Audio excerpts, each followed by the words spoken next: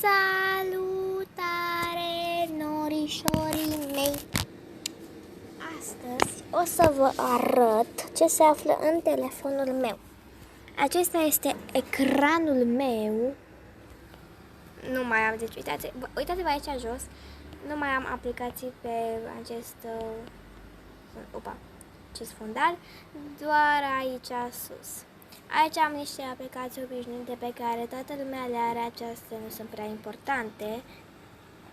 La toată lumea le are, să mergem la asta. WhatsApp Video Marker este o aplicație de editat videoclipuri.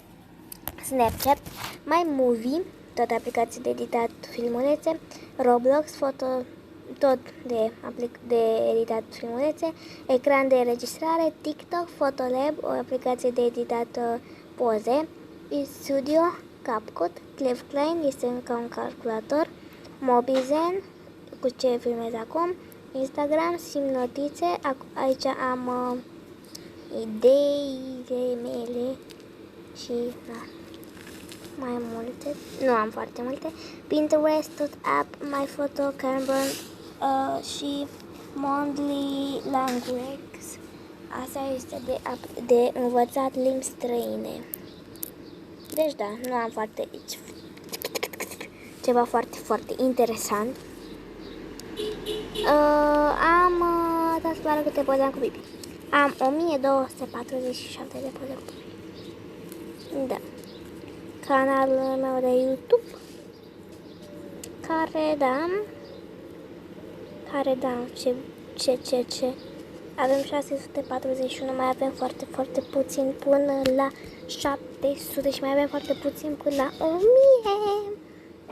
Și la 1000, de la 1000 în sus o să postăm în fiecare zi. Până atunci nu postăm în fiecare zi. Deci da. Și la 30.000 de abonați o să-mi arăt fața, dar nu cred că o să facem, pentru că nu merit. Dar, da.